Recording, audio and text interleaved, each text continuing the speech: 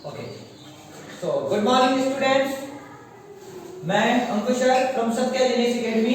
आज का जो चैप्टर है वो क्लास 10th का करंट इलेक्ट्रिसिटी और इसका जो हिस्ट्री है, जो इसका बेसिक इंफॉर्मेशन है वो आज आपको मिलेगा मेरे चैनल के माध्यम से, यानी Satya Dinesh academy which is conducted by अंकुशर। यानी अंकुशर कौन है आपको पहले से पता है, तो मैं आपको बता दूं करंट इलेक्ट्रिसिटी की पढ़ाई जो होती है ये स्पेशल क्लास 10th के लिए वीडियोस है, जिसमें आप देखिएगा कि करंट इलेक्ट्रिसिटी का क्या रोल है, इसका इंपॉर्टेंस क्या है। These are the basic information we already have discuss about that in initial classes. So right now we have to discuss current electricity. आपको पता होना चाहिए कि आप जो इंफॉर्मेशन लेते हो बुक से, बुक में कुछ ऐसे मेंशन होता है कि एक कोई चार्ज होता है। अगर कोई चार्ज है और उस चार्ज में हमने अगर पोटेंशियल डिफरेंस अप्लाई किया तो जिसके चलते हमारा चार्ज क्या होता है, मूव करता है। और चार्ज में जब मूवमेंट होती है तो उसमें वर्क डन होता है, और जब वहां पर वर्क डन होगा तो हमारा जो चार्ज हो जाता है पूरी तरह से कंटिन्यूअसली मोशन भी करता रहता है, और इसी प्रोसेस को क्या बोलते हैं हम लोग, करंट बोलते हैं, यानी इलेक्ट्रिक करंट बोलते हैं। इस इंफॉर्मेशन से क्या आपको समझ में आ रहा है? ऑब्वियसली इससे समझ में नहीं आएगा, क्योंकि इसमें तीन टर्म जो है ना ये बहुत ही इंपॉर्टेंट है। पहला है चार्ज, दूसरा है पोटेंशियल डिफरेंस, तीसरा है वर्क डन, और इसके अलावा भी और भी बहुत सारे इसके कंपोनेंट्स आएंगे जिनके बारे में जानना जरूरी है। सो करंट इलेक्ट्रिसिटी चैप्टर जो क्लास 10th का है, वो जो मैं पढ़ाने जा रहा हूं वो बेसिक इंफॉर्मेशन पहले मैं दूंगा पहले, क्योंकि ये बहुत ही जरूरी होता है। चार्ज क्या होता है पता ही नहीं है, पोटेंशियल डिफरेंस क्या होता है ये भी तो नहीं पता है, तो फिर हम करंट इलेक्ट्रिसिटी को नहीं समझ पाएंगे। तो पहले जरूरी है इस चीज को समझना कि क्या होता है, और मैं ये भी बताऊंगा मेरे पढ़ाने का जो टॉपिक होगा, जो मैं पढ़ा रहा हूं उसे आप लोग सिलेबस से मैच नहीं कराएंगे। आप वेट करेंगे, सिलेबस आपको मिलेगा, उसके अलावा वो भी बेसिक इंफॉर्मेशन मिलेगा जो लोग 8th स्टैंडर्ड में या फिर लोअर क्लासेस में क्या है करंट इलेक्ट्रिसिटी के बारे में नहीं पढ़े हैं, उनके लिए भी ये काफी ज्यादा बेनिफिट होगा। तो आप वेट कीजिए। मैं करंट इलेक्ट्रिसिटी चैप्टर एक बार मैं फिर से बोलना चाहूंगा कि मैं अंकुशर फ्रॉम सत्या दिनेश एकेडमी, मेरा चैनल नेम है सत्या दिनेश एकेडमी बाय अंकुशर। इस चैनल को सब्सक्राइब करना ना भूले और बेल आइकन को जरूर दबाएं, और जो मेरी वीडियो जितने सारे आपको देख रहे हैं अगर आपको अच्छा लगे इसे शेयर करें, अपने सोशल साइट पे शेयर करें, और या अपने फ्रेंड्स को भेजें। एक बार इसको शेयर करें अगर अच्छा लगे तो। ओके, सो करंट इलेक्ट्रिसिटी जो चैप्टर है मैं स्टार्ट करने जा रहा हूं। मैं बताऊं तुमको कि जो हमारा यूनिवर्स होता है, मैं फिजिक्स जो 10th क्लास की है वो हर चैप्टर की आगाज यूनिवर्स से ही शुरू करता हूं। जो हमारी यूनिवर्स होती है इसके दो फॉर्म होते हैं। पहला फॉर्म होता है रेडिएशन, पहला फॉर्म क्या है, रेडिएशन, और जो दूसरा फॉर्म में होता है वो होता है क्या, मैटर। अब हमको दोनों के बारे में पढ़ना है कि रेडिएशन क्या होता है, मैटर क्या होता है। अब मैं आपको बता दूं कि रेडिएशन क्या होता है। रेडिएशन एक ऐसा होता है जो प्रोपेगेट करता है, मतलब रेडिएशन एक ऐसा जरिया है ना, जहां से प्रोपेगेशन होती है। अब किसकी प्रोपेगेशन होती है, जैसे एग्जांपल ले लो, आप हीट की बात करते हो तो हीटर को हमने ऑन किया तो हीट से क्या होता है, हीटर से हॉट पार्टिकल्स स्प्रेड करते हैं चारों तरफ। हीटर ऑन किया मैंने, hot particles are coming from the heater towards my body, hot particles are spreading all over the heater, all over the heater. Heater के चारों तरफ फैलना शुरू कर देता है। कौन, तो ये कौन सा स्वरूप है, रेडिएशन का प्रॉपर्टी है। ये हमने देखा कि जो हमारा ये जो इसमें क्या होता है, वेव का प्रोपेगेशन होता है, इसमें वेव का प्रोपेगेशन भी होता है। रेडिएशन को हमने देखा, इसके पास अपना कोई मास नहीं होता है, ना ही इसके पास वॉल्यूम होती है, और ना ही ये हमको दिखती है। जैसे हम चीजों को देखते हैं उस तरह से इन्हें हम नहीं देख पाएंगे। लेकिन हमने देखा कि वेव जब प्रोपेगेट होता है, आई मीन जब रेडिएशन प्रोपेगेट होता है तो इसका नेचर कैसा होता है। तो हमने नेचर को जाना, समझा, और हमें ये मिला कि रेडिएशन का जो वेव होता है, आई मीन नेचर होता है, वो वेव नेचर का होता है। हमारे साइंटिस्ट ने इसको मेजर किया कि आखिर ये वेव नेचर का होता है तो कितना फास्टली ये स्प्रेड करता है। तो हमने इसको मेजर किया और क्या मिला, इसका स्पीड जो होता है 3 into 10 to the power 8 metre पर सेकेंड होता है, यानी within the 1 second it can speed okay 3 into 10 to the power 8 metre. ये इसकी स्पीड होती है जो कि लाइट की स्पीड से मिलती जुलती है। मैंने आपको ये भी बताया कि जिस तरह से हम आस पड़ोस की चीजों को देखते हैं उस तरह से हम रेडिएशन नहीं देख पाएंगे। अब ये बेसिक फंडा था रेडिएशन के बारे में। ओके स्टूडेंट, आपको समझ में आया होगा। आप पॉइंट वाइज करके नोट भी कर सकते हो जो बेसिक इंफॉर्मेशन है, लेकिन मैं आप बात करूंगा मैटर की। क्यों? क्योंकि रेडिएशन के बारे में बस इतना ही आपको जानना था और आगे की जो जानकारी होगी नेक्स्ट टॉपिक में आगे हम 10th क्लास में ही आपको देंगे, लेकिन अभी हमें स्टडी करना है मैटर के बारे में। मैटर का दूसरा नाम पार्टिकल्स भी होता है। अब आप इसको समझोगे, जरा ध्यान से देखना।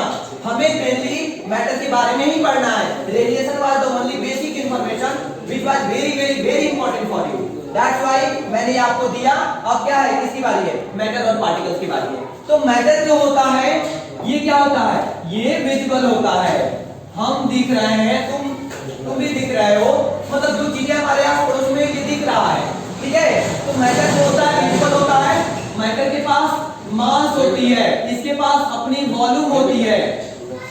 मैटर के पास शेप होता है, अपनी एक शेप भी होती है, इसके पास साइज भी होती है, इवन इसके पास मोमेंटम भी होती है। मोमेंटम बोले तो अगर मैंने स्विच को ऑन किया तो ये जाके फोर्स अप्लाई किया, फैन रोटेट करना शुरू कर देता है। फैन क्या कर रहा है, फैन में रोटेशन आ जा रही है। रोटेशन आने के चलते हम ये भी बोल सकते हैं कि मैटर के पास क्या होती है, तो मैकेनिकल एनर्जी होती है। और सबसे बड़ी बात ये होती है कि मैटर हो या रेडिएशन हो, दोनों क्या होता है, तो दोनों एनर्जी होता है। दोनों में कोई भी कॉमन पॉइंट नहीं है, लेकिन एक पॉइंट यही है कि दोनों के पास एनर्जी होती है। एक और चीज मैं बताना चाहूंगा यहाँ पर कि विजिबल होती है किसके चलते, due to one important property and that is called opacity. यहाँ पर ओपेसिटी की भी प्रॉपर्टी होती है। तो हमने क्या देखा कि दोनों के पास एनर्जी होती है, लेकिन मैं एक एग्जांपल से ये समझाऊंगा आपको कि रेडिएशन और मैटर में डिफरेंस क्या होता है। क्या ये दोनों डिफरेंट है, क्योंकि प्रॉपर्टी तो दोनों का अलग अलग है। अगर नहीं है तो क्या दोनों सेम है, तो किस प्रॉपर्टी के चलते ये दोनों सेम है। एक्चुअली पहले जब साइंस में लोग पढ़ते थे, आई मीन जो स्टूडेंट्स वगैरह पढ़ते थे, तो उनके पास इंफॉर्मेशन स्टार्टिंग में नहीं था, तो दोनों समझते थे कि मैटर और रेडिएशन डिफरेंट होता है। लेकिन बाद में दोनों को परखा गया, समझा गया, तो ये पाया गया कि दोनों सेम होता है। कैसे सेम होता है, एक आप देखे होंगे गलियों में घूम करके वो बेचते रहते हैं, और क्या बोलते हैं उसको, अलग अलग स्टेट्स में अलग अलग बोला जाता है। कहीं कहीं पे हवा मिठाई कहा जाता है, तो कहीं पे बूढ़े का बाल कहा जाता है। वो क्या होता है, एक शुगर का पार्टिकल्स होता है जो क्यूब फॉर्म में होता है, वो बहुत ही फ्लफी होता है। जब आप उसको बाहर निकालते हो ना तो चारों तरफ स्प्रेड करता है। जब वो पैकेट में होता है तो विजिबल होता है, पैकेट से बाहर तुमने निकाला स्प्रेड करना शुरू कर देता है। जो चीज स्प्रेड करने के बाद क्या होता है, यहां पर विजिबल था, लेकिन जब वो स्प्रेड कर जाता है तो क्या हो जाता है, इनविजिबल हो जाता है। और इनविजिबल होने का मतलब क्या होता है कि हमारा जो चीज दिखता था, यानी जो मेरा मैटर था, मैटर किसमें कन्वर्ट हो गया, रेडिएशन में।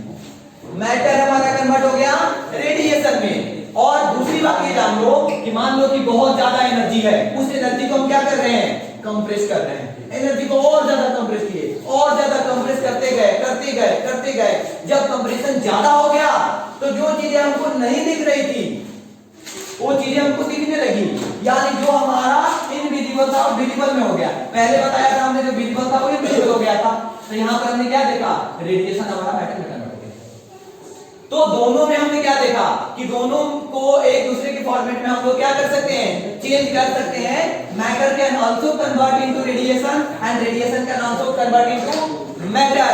अब हम आते हैं कि दोनों के पास किस प्रॉपर्टी के चलते ऐसा होगा, तो दोनों में हमने देखा एनर्जी होता है। आपको मैं बता दूं कि जब हम कंप्रेस करते हैं तो तुम्हें मैं बता दूं, एक इलेक्ट्रॉन और एक पॉजिट्रॉन जब एक साथ टकराते हैं तो तकरीबन लार्ज अमाउंट ऑफ एनर्जी का यहाँ पर क्या होता है, फॉर्मेशन होती है, रिलीज होती है, बहुत ज्यादा अमाउंट ऑफ एनर्जी। और इस बात को आइंस्टाइन ने बताया कि उसने बताया E = mc²। उसने बताया कि जो इलेक्ट्रॉन है उसका मास से मल्टीप्लाई कर दो जो स्पीड ऑफ लाइट होता है उसके स्क्वायर को, जितना उनका प्रोडक्ट होगा उतना ज्यादा एनर्जी होगा। ये डिपेंड करता है कि अगर एक इलेक्ट्रॉन है तो एक इलेक्ट्रॉन का मास जो होता है उसको स्पीड ऑफ लाइट के स्क्वायर से मल्टीप्लाई कर दो, दोनों के टकराने से उतनी large amount of energy release होगी। तो आइंस्टाइन ने इस बात को बताया था, है ना। तो पहले इलेक्ट्रॉन वगैरह तो एनर्जी बता दिया कि कितना एनर्जी हमें मिलती है, क्या हो गया, दोनों में एनर्जी है। और मैं ये भी बता दूं कि जब एनर्जी होती है तो वर्क करने की कैपेबिलिटी होती है, और जब वर्क करने की कैपेसिटी की बात की जा रही है तो वर्क कब होती है। तुम्हें पहले से पता है 9th क्लास में कि वर्क करने के लिए दो कंडीशन होना चाहिए, पहले फोर्स का एप्लीकेशन जरूरी है, दूसरा उस ऑब्जेक्ट में डिस्प्लेसमेंट जरूरी है। तो पहला क्या है, फोर्स इनटू डिस्प्लेसमेंट। अब हम देखेंगे कि जो मैटर में, हम रेडिएशन की बात नहीं कर रहे, रेडिएशन इतना ही था, लेकिन अभी मैटर के बारे में बात करते हैं। मैटर में जो फोर्स अप्लाई होता है वो किन किन कारणों से होता है, किस प्रॉपर्टी के चलते हम मैटर पे, वो एक मैटर से दूसरे मैटर में क्या कर सकते हैं, फोर्स अप्लाई कर सकते हैं। तो मैं आपको यहां बता दूं कि एक मैटर दूसरे मैटर पे फोर्स अप्लाई कर सकता है ड्यू टू टू रीजन। पहला रीजन ड्यू टू मास, दूसरा reason due to electric charge.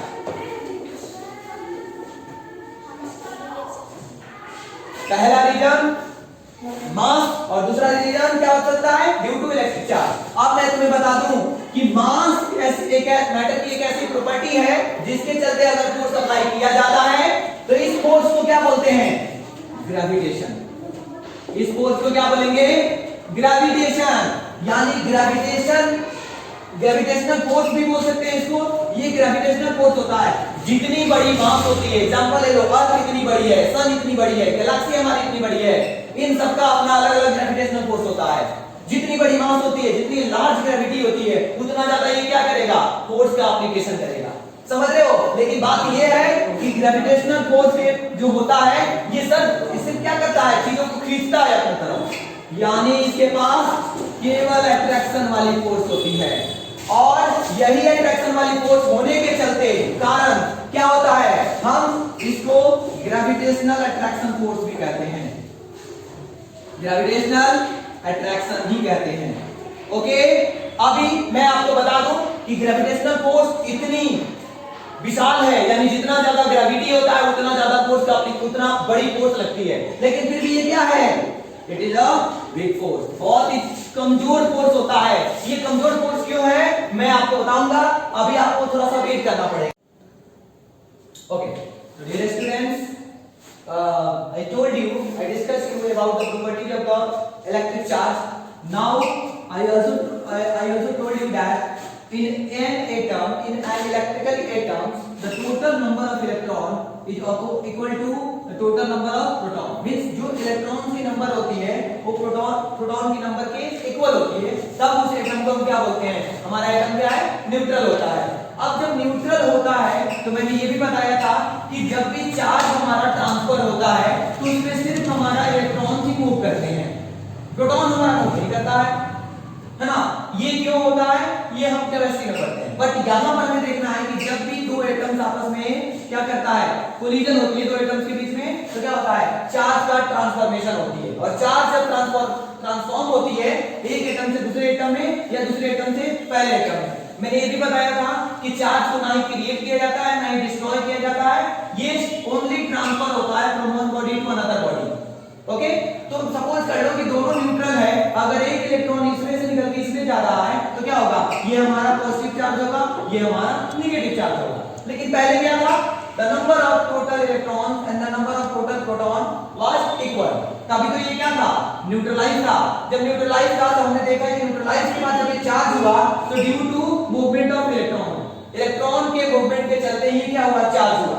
जब इलेक्ट्रॉन हमारा मूव कर रहा है तो इसका मतलब हम क्या बोल सकते हैं कि इलेक्ट्रॉन ही हमारा मूव कर रहा है, यानी इलेक्ट्रॉन ही हमारा रिस्पॉन्सिबल होगा, electron is responsible for electric current. यानी इलेक्ट्रिक करंट के लिए ओनली इलेक्ट्रॉन ही क्या होगा, रिस्पॉन्सिबल होगा। इसमें हमने इलेक्ट्रॉन के बारे में देखा। अब एक और बात है, जब यहां पर ये दोनों न्यूट्रल है तो इनके बीच जो नेट चार्ज होगा वो क्या होगा, जीरो। जब इलेक्ट्रॉन को जब एनर्जी दी जाती है। मान लो इसमें ये एटम है, ये एटम है, इस एटम में हमने एनर्जी दिया, एक इलेक्ट्रॉन बाहर निकला, बाहर निकल के इसमें आ गया। तो जब इलेक्ट्रॉन में एटम में हमने एनर्जी दिया, इलेक्ट्रॉन हमारा ट्रांसफॉर्म हुआ, मतलब ये ट्रांसफर हो गया यहां से वहां, तो हमने क्या देखा कि इलेक्ट्रॉन हमारा इस एटम को लीव कर रहा है और इस एटम में इंटर कर रहा है, तब जाके हमारा ये पॉजिटिव चार्ज और ये नेगेटिव चार्ज हो गया। तो हमने क्या देखा कि इलेक्ट्रॉन हमारा ट्रांसफॉर्म हो रहा है। तो इलेक्ट्रॉन्स को हम क्या बोल सकते हैं? Charge carrier. Charge carrier. क्यों चार्ज कैरियर हमने बोला? क्योंकि इलेक्ट्रॉन जब मूव होता है एक एटम से दूसरे एटम में तो ये चार्ज को कैरी करता है। And I also explain earlier that if one electron is moving from one atom to another atom, then it carry 1.6 into 10 raised to power minus 19 coulomb। यानी एक इलेक्ट्रॉन अगर कैरी होता है एक एटम से दूसरे एटम में जाता है तो इतने चार्ज को कैरी करता है। ओके, क्यों? क्योंकि इलेक्ट्रॉन से हम फ्री है, it is free to move, और यही फ्री मूवमेंट के चलते electron is also called free electrons. इसको क्या बोलते हैं? फ्री इलेक्ट्रॉन्स बोलते हैं। जब भी याद रखना इस बात को कि जब भी चार्ज हमारा मूव करता है मींस हमारा इलेक्ट्रॉन मूव करता है, और इलेक्ट्रॉन को ही हम क्या बोलते हैं? चार्ज कैरियर भी बोलते हैं और इसे फ्री इलेक्ट्रॉन्स भी बोलते हैं। मैंने आपको बताया कि इलेक्ट्रॉन ही क्या होता है? रिस्पांसिबल होता है किसके लिए? इलेक्ट्रिक करंट के लिए। मैंने बताया कि एक और बात मैं बता दूं कि अगर मैं यहां पर कोई एटम है और ये हमारा न्यूक्लियस है जिसका चार्ज क्या है? प्लस। ओके, यहां से हम ऐसा शेप बनाते हैं जो हमारा एटम का ही शेप है, और हमने देखा इलेक्ट्रॉन मेरा यहां भी कभी शिफ्ट हो रहा है, कभी यहां पर आ रहा है, कभी यहां पर आ रहा है, कभी यहां पर आ रहा है, कभी यहां पर, कभी यहां पर।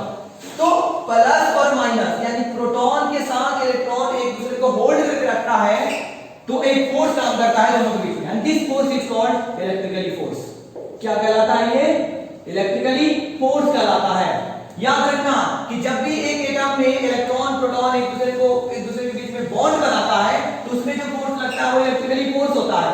लेकिन जब उसको चार्ज दिया जाता है, मान के चलो ये एटम हमारा चार्ज हो गया, अब जब ये चार्ज हो गया तो एक या दो इलेक्ट्रॉन इसमें फ्री होगा तो बार बार क्या होगा? मूव कर रहा होगा, एक एक्स्ट्रा इलेक्ट्रॉन हो गया या एक कम इलेक्ट्रॉन हो गया, इसमें कम तो इसमें अधिक, इसमें अधिक तो इसमें कम, ये हो सकता है। उसमें जो फोर्स लगता है, जैसे मैं लिख रहा हूं, ये क्या है? पहले सरफेस न्यूट्रल है, मार्कर न्यूट्रल है, जब हमने यहाँ पर टच कराया तो यहाँ धीरे से क्या होती है? रबिंग होती है। रबिंग होने के चलते मार्कर का एक चार्ज, एक इलेक्ट्रॉन गया बोर्ड में इंटर कर गया। अब ये चार्ज और ये भी चार्ज, अब इसको ये पकड़ के रखा है, होल्ड करके रखा है, किस फोर्स के चलते रखा है? So this force is called electrostatic cling. Electrostatic cling के चलते क्या करता है? इसको बांध के रखता है। इसका सबसे अच्छा एग्जांपल हमारे पास है, जब हम लोग वॉकिंग करते हैं तो अर्थ को पीछे की तरफ पुश करते हैं तो वहां भी क्या होता है? चार्ज होता है, वहां भी क्या हो जाता है? इलेक्ट्रोस्टैटिक क्लिंग काम करता है। अगर इलेक्ट्रोस्टैटिक फोर्स ना रहे तो हम चल भी नहीं पाएंगे। फ्रिक्शन जो होती है वो तो होती ही है, इलेक्ट्रोस्टैटिक क्लिंग भी वहां पर वर्क करता है। हम चौक से भी लिख रहे हैं, एक पार्टिकल चौक पे जाकर चिपक जाता है, यानी particles are holding together due to a special force and that force is called electrostatic cling। तो ये इलेक्ट्रिकली फोर्स होता है। इलेक्ट्रोस्टैटिक क्लिंग भी इसको कहा जाता है। वॉकिंग करो, ड्यूरिंग द पेस्टिंग आप करते हो, गम वगैरह लगाते हो, बोर्ड पर लिख रहे हो, ये सारे के सारे फोर्स जो होते हैं क्या होते हैं? इलेक्ट्रिकली फोर्स के नाम से जाने जाते हैं, है ना।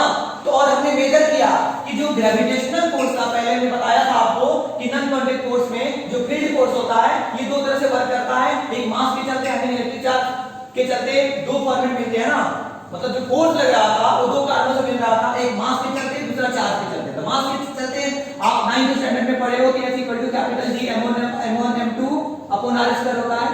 कूलम्ब्स ने इसको रिलेट किया इसी फोर्स के चलते, F equal to k into q1 q2 upon r square. Okay, उसने बोला यहां ये कांस्टेंट होता है, यहां ये वेरिएबल होता है, it depends on the medium. लेकिन ये कभी भी डिपेंड नहीं करता है मीडियम पे, कहीं पे भी जाएगा इसका वैल्यू क्या होगा? कांस्टेंट। दैट मींस इसको क्या बोलते हैं? Universal constant. लेकिन ये हमारा चेंज करेगा, स्पेस के लिए अलग होता है, एयर के लिए अलग होता है। स्पेस बोलते तो वैक्यूम, जहां पे एयर वगैरह नहीं रहता है उसको बोलते हैं। तो ये चीजें हम लोगों ने देखा यहाँ पर, इसके चलते क्या क्या होता है।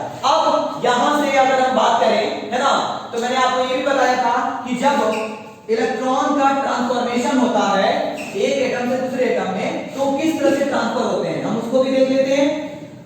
तो देखो यहाँ पे मैं आपको बता बता रहा हूं अभी कैसे ट्रांसफर होते हैं। तो मैं आपको बता दूं कि जब भी हमारा इलेक्ट्रॉन ट्रांसफर होता है, सपोज कर लो 1 इलेक्ट्रॉन अगर ट्रांसफर हुआ तो 1.6 × 10⁻⁻19 कूलम का चार्ज को कैरी किया। अगर 2 इलेक्ट्रॉन ट्रांसफर होगा तो क्या करेगा, 2 × 1.6 × 10⁻⁻19 कूलम। अगर 3 इलेक्ट्रॉन को ट्रांसफर करेगा तो क्या होगा, 3 × 1.6 × 10⁻⁻19 कूलम। हमने क्या देखा, अगर यहां पर डॉट डॉट n इलेक्ट्रॉन को ट्रांसफर कर रहा है तो क्या करेगा, n × 1.6 × 10⁻⁻19। ये हम लिख सकते हैं n, और ये किसका चार्ज है, इलेक्ट्रॉन का चार्ज है, इलेक्ट्रॉन के लिए ये क्या है, q है। And this is called quantization. इसको क्या बोलते हैं, क्वांटाइजेशन। ये क्या कहता है कि when the electrons are transferred from one atom to another atom, then this will be product of integer multiple of charge of the electrons। यानी ये जो इलेक्ट्रॉन का चार्ज होगा वो किसके मल्टीप्लाई में होगा, मल्टीपल होगा, इंटीजर मल्टीप्लाई होगा, इंटीजर से मल्टीप्लाई किया गया होगा। ये कभी फ्रैक्शन में नहीं होता है। 1.5 इलेक्ट्रॉन कभी कभी भी ट्रांसफर नहीं होता है। ये जब भी ट्रांसफर होगा या तो -1 या तो -2 या तो -3 या तो पॉजिटिव में ले रहे हो तो 1 2 3 इलेक्ट्रॉन्स करके ट्रांसफर होता है। ये कभी भी ऐसे ट्रांसफर नहीं होता है। अब जब हमारा ट्रांसफर होता है ना, तो क्या होता है वो चीज हमको देखना है। एक फॉर्मूला आपको मिल गया, Q = N। आप देखेंगे अगला टॉपिक जो बहुत ही स्पेशल टॉपिक है ना, 10th क्लास के लिए बहुत इंपॉर्टेंट। हालांकि एग्जामिनेशन में इसका कोई ये नहीं होता है, लेकिन थियरी पोर्शन की अगर बात करते हो ये बहुत ही इंपॉर्टेंट होता है। And that topic is called laws of conservation of charge. मैं सिर्फ आप लोगों को एक बार इसको रिवाइज करा रहा हूं। Laws of conservation of charge क्या होता है, ये कहता है कि चार्ज ना ही क्रिएट होता है ना ही डिस्ट्रॉय होता है। यानी नेचर ने जो हमें चार्ज दिया हुआ है उस चार्ज से ज्यादा हम क्या कर सकते हैं, उससे ज्यादा नहीं, मतलब जो भी मान के चलो यहां पर 2 एटम्स है, अब इसमें क्या है 10 इलेक्ट्रॉन है 10 प्रोटॉन है, यहां भी 10 इलेक्ट्रॉन है 10 प्रोटॉन है। अब क्या होगा, इसी 10 और 10 इलेक्ट्रॉन और 10 प्रोटॉन में से क्या होगा, इलेक्ट्रॉन मतलब हमारा चार्ज ट्रांसफर होगा। ये कहीं और से नहीं आएगा, इससे ज्यादा हम बना नहीं सकते हैं। जब भी ट्रांसफर होगा तो इसी में से चार्ज बनेगा, रबिंग के चलते, ट्रांसफॉर्मेशन के चलते, इससे ज्यादा नहीं बनता है। इसीलिए हम क्या कहते हैं कि charge can neither be created nor be destroyed, it only transfer from one atom to another atom. ये सिर्फ क्या होता है, ट्रांसफर होता है। अब देखो जब ट्रांसफॉर्मेशन हो रही है तो मीडियम पे तो डिपेंड करेगा ना, कौन सा मीडियम ट्रांसफर करने की परमिशन दे रहा है, कौन सा नहीं दे रहा है। तो on the basis of classification, और ये भी बोल सकते हो on the basis of allow the charges, okay, the classification of medium. 3 तरह के होते हैं। पहला होता है कंडक्टर, पहले को कंडक्टर बोलते हैं, दूसरे को नॉन कंडक्टर या फिर इंसुलेटर आप लिख लो, इंसुलेटर होता है, और तीसरा जो होता है सेमीकंडक्टर होता है। अब देखो जरा, कंडक्टर क्या करता है, अलाउ करता है, ये अलाउ कर देगा चार्ज को, मूव कर लो, कोई दिक्कत नहीं है। एग्जांपल के रूप में मेटल्स ले सकते हो, इसमें तुम्हारा इम्प्योर वाटर ले सकते हो, इवन हमारा ह्यूमन बॉडी सबसे बड़ा एग्जांपल होता है ह्यूमन बॉडी। सपोज कर लो आपका हैंड यहां पर तुम रखे हो, कोई रॉड गर्म करके लाया और फिर उसे कनेक्ट कर दिया, क्या होगा, ये तुरंत सिग्नल हमारे किसको लेके जाता है, नर्वस सिस्टम को पहुंचाता है, और नर्वस सिस्टम को ये पता चलता है कि वहां से कोई चार्ज दे दिया, अपना हाथ खींच लो, अदरवाइज ये क्या होगा, जल जाएगा। Think about that. ये चार्ज होता है, इसकी ट्रांसफॉर्मेशन हमारी बॉडी में भी होती है। इसलिए मैंने क्या लिखा, मेटल्स में सब आ जाएगा, मेटल्स में आ जाएगा, इम्प्योर वाटर आ जाएगा, ह्यूमन बॉडी आ जाएगा, नर्वस सिस्टम का, ये सारे के सारे अलाउ करते हैं कंडक्टर को। लेकिन इंसुलेटर की बात करते हो, ये अलाउ नहीं करता है, प्लास्टिक अलाउ नहीं करेगा। सबसे जीता जाता एग्जांपल जो वायर का कवर होता है वो इंसुलेटर है, प्लास्टिक नहीं अलाउ करेगा, वुड अलाउ नहीं करेगा, ओके, ये अलाउ नहीं करता है। इवन प्योर वाटर भी अलाउ नहीं करता है। ये कैसे प्योर वाटर अलाउ नहीं करता है, ये इंसुलेटर की तरह करता है, क्योंकि H+ आयन और H- इक्वल होते हैं, ये केमिस्ट्री में पढ़ोगे। सेमीकंडक्टर क्या करता है, एट लो टेम्परेचर पे ये इंसुलेटर है, ये इंसुलेटर है लो टेम्परेचर पे, लेकिन हाई टेम्परेचर पे, हाई टेम्परेचर पे क्या है, ये कंडक्टर है। ये दोनों है, मतलब क्या बोल रहा है, ये इसके साथ भी है इसके साथ भी है, but it depends on the temperature value. अगर टेम्परेचर कम है इंसुलेटर, टेम्परेचर ज्यादा है कंडक्टर। इसका सबसे एग्जांपल ले लो, सिलिकॉन एंड जर्कोनियम। ये दो चीजें होती है, दोनों चीज के बारे में हम लोग को थोड़ा बहुत इसके बारे में जानना था। अब है कि जो फोर्स लग रहा है, मतलब ट्रांसफर होने के लिए फोर्स लगता है, या फिर ये बोल सकते हो कि जब हमारा वर्तन होता है उसमें फोर्स चाहिए ना, तो फोर्स देने के लिए जो फोर्स लगता है, कितने मेथड से फोर्स लगता है? तो दो मेथड से फोर्स लगता है। पहला मेथड कौन सा होता है? तो पहला मेथड जो होता है कांटेक्ट मेथड, यानी forces can be applied from one matter to another matter by contact, by making contact. Making contact करके आप फोर्स अप्लाई कर सकते हो। फ्रिक्शनल फोर्स होता है, मैकेनिकल फोर्स होता है, ये सारे के सारे कांटेक्ट फोर्स में आएंगे। लेकिन जब तुम बात करते हो नॉन कांटेक्ट फोर्स की, तो नॉन कांटेक्ट मेथड से भी हम अप्लाई करते हैं। इसमें क्या होता है?